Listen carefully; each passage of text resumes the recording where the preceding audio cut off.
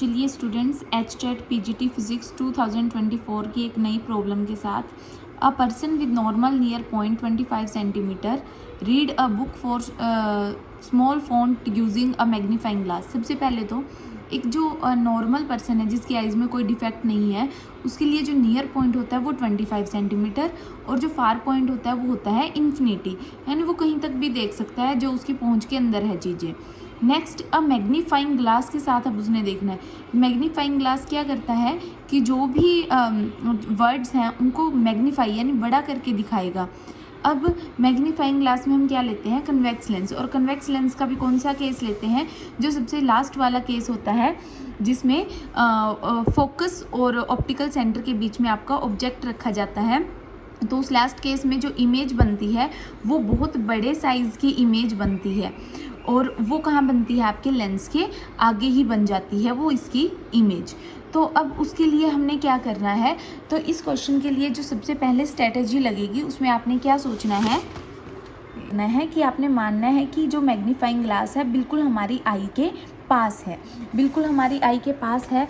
तो इसका मीनिंग क्या हुआ, अब इमेज जो बनेगी लेंस के आगे बनेगी, यानी कि हम देख कहाँ सकते हैं बिल्कुल सही से 25 सेंटीमीटर पे जो नियर पॉइंट है, यानी कि जो इमेज आगे बनेगी वो कहाँ पे बननी चाहिए, v = 25 पे।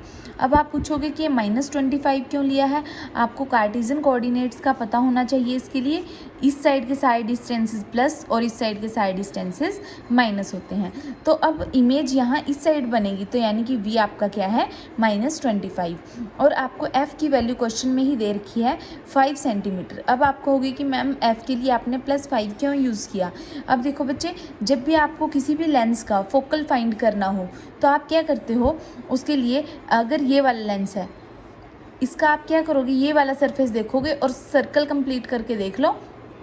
इस साइड क्या बनता है, आपका सेंटर बनता है जिसको आप 2f1 बोलते हो, और उसका हाफ ही क्या होता है, आपका फोकस, यानी इस तरफ फोकस लाई कर रहा है, इस तरफ फोकस लाई कर रहा है, तो यानी फोकल लेंथ की वैल्यू क्या होगी, +5 सेंटीमीटर।